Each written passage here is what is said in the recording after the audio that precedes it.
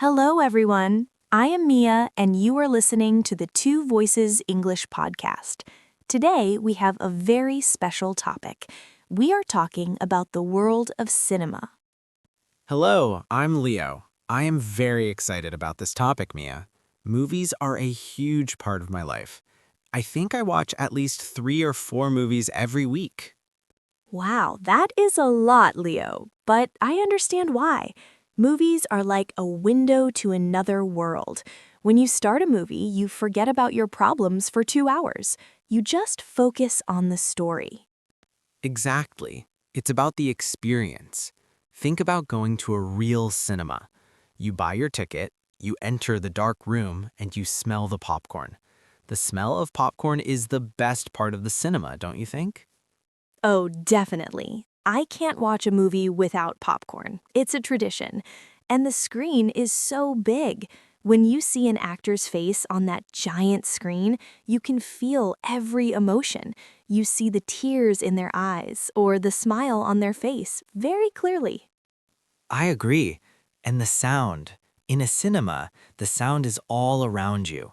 If there is a car racing or a plane flying, it feels like it is right next to you. It makes the movie feel real. But some people prefer watching movies at home. They say it is more comfortable. You can wear your pajamas, you can sit on your sofa, and you can stop the movie whenever you want. If you need a glass of water, you just press pause. That's true. But for me, the cinema is special because you are there with other people. When the movie is funny, everyone laughs together. When the movie is sad, you can hear people crying quietly. You share those feelings with strangers. It's a very human experience. That is a beautiful way to put it, Leo. Sharing emotions. I think that is why movies are so popular in every country. It doesn't matter where you are from. A good story can make you happy or sad. Speaking of stories, there are so many different types. We call these genres. For example, there are action movies, comedies, horrors, and science fiction. Mia, if you had to choose only one genre for the rest of your life, what would it be? Oh, that is a very difficult question. I love stories about people and their lives, so I think I would choose drama. Dramas are often very serious, but they are also very deep. They show us how people deal with difficult situations. They teach us about love, friendship, and family. Dramas are good, but they can be a bit slow for me. I like action movies. I love the energy. I like seeing the hero try to solve a big problem in a short time. It makes my heart beat faster. I like the superhero movies too. They are very popular these days. They are. Everyone knows the famous superheroes. They represent hope. But even in a superhero movie, there is a story. If there is no story, the action is just noise. You are right. A movie needs a heart. It needs characters that we care about. If we don't care about the characters, we don't care what happens to them. Exactly. That is the magic of movies. They make us care about people who don't even exist. We want them to win, we want them to find love, and we want them to be safe. Well, we have a lot more to talk about regarding movies.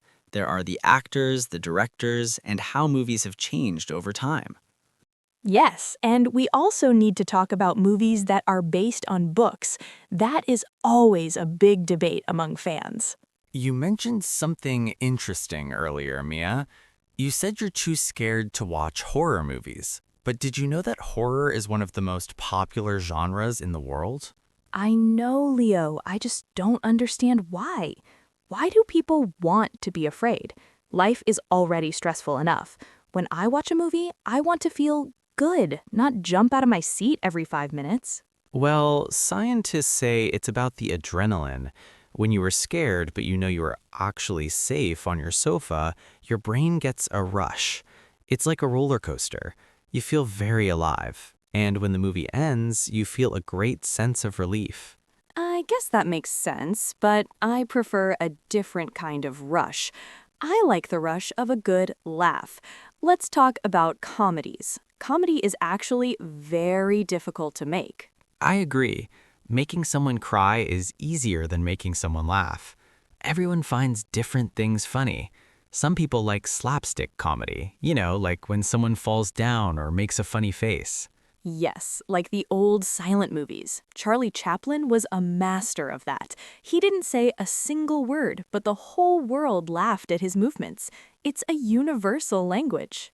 Then there are romantic comedies or rom-coms. Those are your favorites, right? Guilty. I love them because they're predictable. You know the two main characters will meet, they will have a problem, but in the end, they will be together. It's very comforting. I think rom-coms are great for learning English too. The language is usually very natural. It's the kind of English people use when they are dating or hanging out with friends. That's a great point. On the other hand, horror movies don't have much talking. Usually, it's just someone walking slowly down a dark hallway saying, "Hello? Is anyone there?" And we all know that is a bad idea. If I were in a horror movie, I would just leave the house immediately. I wouldn't go into the basement to check the lights. Exactly. That's why I find horror movies a bit frustrating. The characters always make bad decisions. In comedies, the characters make mistakes too, but the mistakes are funny, not dangerous. What about animated movies? Like the ones made by big studios like Disney or Pixar. Many people think they're only for children, but I think they are for everyone. Oh, I totally agree. Some of the best stories I've seen recently were animated. They deal with very deep topics like growing up, losing someone, or finding your identity. And the art is beautiful. And the voice acting is incredible. It's amazing how an actor can bring a drawing to life just by using their voice. They have to show all their emotions without using their body or face. It shows that the visuals, the things we see, are only half of the movie. The sound and the voices are the other half. Even in a big action movie, if the music is bad, the movie feels boring. Music is so important. Think about a shark swimming in the water. If there is no music, it's just a fish. But if you add that famous dun dun dun dun music, suddenly everyone is terrified. Music tells us how to feel. It tells us when to be excited, when to be sad, and when to be scared. It's like a secret language between the director and the audience. There is so much work that goes into making a movie. Hundreds of people work on just one film. We see the actors, but there are also camera operators, costume designers, and people who cook the food for the crew. It's a huge industry, and it's changing so fast. For example, now we have CGI, computer-generated imagery. We can create monsters and planets that don't exist in real life. Sometimes I miss the old days, though. I like practical effects. When they build real models or use real makeup. It feels more real than a computer drawing. I understand that. There is a special charm to older movies. The colors look different, and the pacing is slower. Modern movies are very fast. Sometimes they're too fast. We talked about the music and the effects, but we can't talk about movies without talking about the actors. Mia, do you have a favorite actor? Someone you would watch in any movie, even if the story is bad. That's a good question, Leo. I think for me, it is someone like Meryl Streep or Tom Hanks. They are so talented. When I see them on screen, I don't see the famous person. I only see the character. That is the sign of a great actor, right? I agree. Some actors are method actors. This means they try to live like their character even when the cameras are not filming. If they are playing a chef, they go and work in a real kitchen for months. If they are playing a soldier, they go to a military camp. I heard about that. It sounds very difficult and exhausting, but you can really see the difference in their performance. They move and speak exactly like the person they are pretending to be.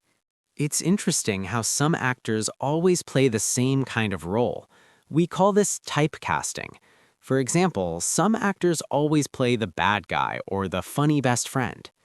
Yes, and sometimes it's hard for us to see them as anything else. If a famous comedy actor plays a very serious role in a drama, sometimes the audience finds it strange. They keep waiting for the actor to tell a joke. But when they succeed, it's amazing. It shows they have range. Range is the ability to play many different types of people. Speaking of actors, what about the Oscars? Every year, the whole world watches the Academy Awards. Do you think awards are important for movies? Well, for the actors and directors, they are very important. It's like a gold medal in the Olympics.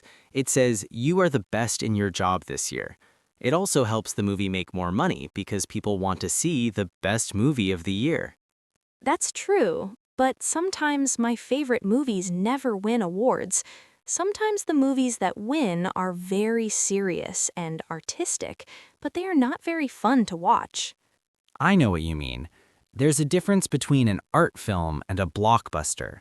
A blockbuster is a movie that is made to be very popular and make a lot of money. They usually come out in the summer or during the holidays. And blockbusters usually have huge marketing. You see the posters everywhere, on buses, on the internet, and even on cereal boxes. But some small movies, independent films or indie films, are also great. They don't have a lot of money, but they have very original ideas. They are often made by new directors who want to try something different. I love discovering indie films. It feels like finding a hidden treasure. You watch it and you realize you don't need $100 million to tell a beautiful story. You just need a good script and a few good actors. The script is the foundation. If the writing is bad, the best actors in the world cannot save the movie. Every word the actors say was written by someone first. Being a screenwriter must be a very tough job. You have to imagine everything, the dialogue, the movement, and the timing, and then the director turns your words into pictures. The director is like the captain of a ship. They have to talk to everyone. They talk to the actors about their emotions, they talk to the camera team about the light, and they talk to the producers about the money. It is a lot of responsibility. I think that is why we remember the names of famous directors like Spielberg or Hitchcock. They have a specific style. You can look at one scene and say, oh, this is definitely a movie by this director. It's like a painting. Every director has their own brush and their own colors. You know, Mia, we talked about screenwriters, but many of the most famous movies in history weren't original ideas. They were books first. That is so true. Think about Harry Potter or The Lord of the Rings. Millions of people read those books before they ever saw the movies. But there is a big problem with this. Have you ever heard people say the book was better than the movie? Oh, I hear that all the time. I think it's because when you read a book, you use your own imagination. You imagine what the characters look like and how they sound. Then, when you see the movie, the actor might look completely different from what you imagined. It can be a bit disappointing. I agree. Also, a book can be 500 pages long, but a movie is only 2 hours. The director has to cut many scenes and characters to make the story fit into the time. Sometimes they even change the ending. That makes the fans of the book very angry. But on the other hand, movies give us things that books cannot. They give us beautiful landscapes, amazing costumes, and that wonderful music we talked about. Sometimes seeing the story with your eyes makes it feel more powerful. For me, a movie can make a difficult book much easier to understand. That's a good point. I actually started reading more because of movies. If I watch a movie and I love the story, I go and buy the book to learn more details about the characters. It's a great way to discover new authors. Another thing that has changed is how we choose what to watch. In the past, you just looked at the newspaper to see what was playing at the cinema. Now we have the internet. We have websites like Rotten Tomatoes or IMDb. Do you check the ratings before you watch a movie? Sometimes, but I try not to. I don't want other people's opinions to change my mind. If a movie has a low score, maybe I will still like it. Everyone has different tastes. What about you? Are you a critic? I usually check the score if I'm not sure about a movie. If thousands of people say it is bad, I might choose a different one. But I never read spoilers. I hate it when someone tells me the ending of a movie before I see it. It ruins the whole experience. Oh, I hate spoilers too. I even close my eyes during the trailers, the short advertisements for movies, because sometimes they show too much of the story. I want to be surprised. Speaking of watching movies, we have to talk about how we watch them now. We don't just go to the cinema or buy DVDs anymore. Now we have streaming services. You pay a monthly fee and you can watch thousands of movies on your laptop, your tablet, or even your phone. It is so convenient, isn't it? You can have a movie marathon or binge watch a whole series of films in one weekend. You don't even have to leave your bed. It's great, but sometimes I feel overwhelmed. There are too many choices. Sometimes I spend 1 hour just looking for a movie, and by the time I find one, I'm too tired to watch it. I call that scrolling fatigue. It happens to the best of us. But streaming is also good for old movies. Before streaming, it was very hard to find a movie from the 1950s or 1960s. Now they're all there, just one click away.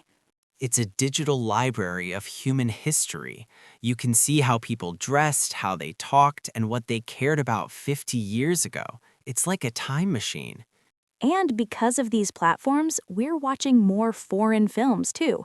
Before, it was hard to see a movie from Korea, Spain, or Turkey in the local cinema. Now we can watch them with subtitles. Subtitles are actually a fantastic tool for learning English, Mia.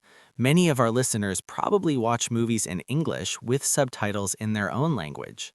Yes, and as they get better, they can switch to English subtitles. Eventually, they won't need subtitles at all. It's one of the most fun ways to practice listening. We have talked about the history, the actors, and the different genres.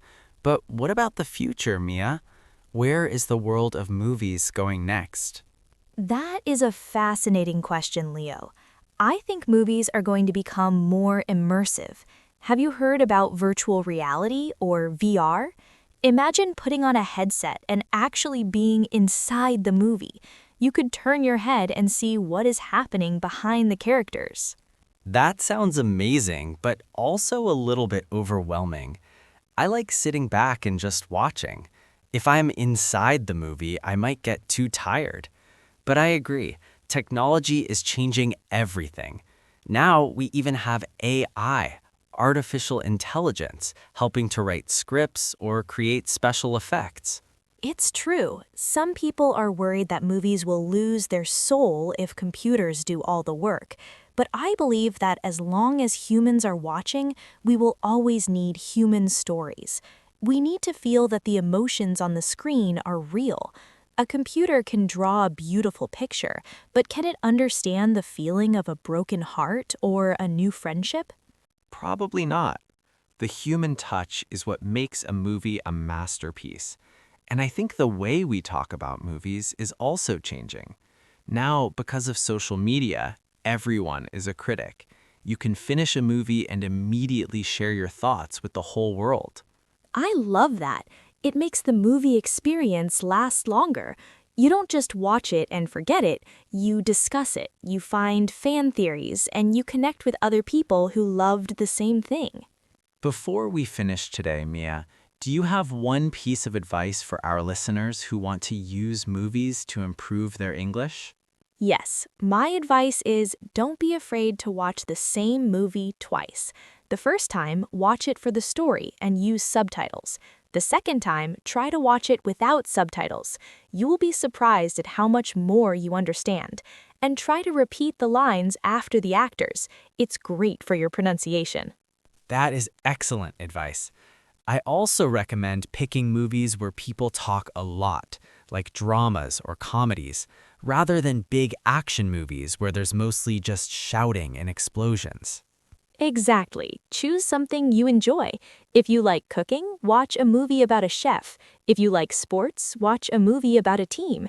When you're interested in the topic, learning English feels like a game, not like homework. Well, I think I'm ready to go home and watch a movie right now. I have a long list of things I haven't seen yet. Me too, Leo. Maybe I will finally try to watch one of those horror movies you like, but I will keep the lights on. That's a good start. Well, it was great talking about cinema with you today, Mia. I enjoyed it too, Leo. And to all our listeners, thank you for joining us. We hope you learned some new words and feel inspired to watch something in English tonight. Keep watching, keep listening, and most importantly, keep practicing. See you next time. Goodbye, everyone.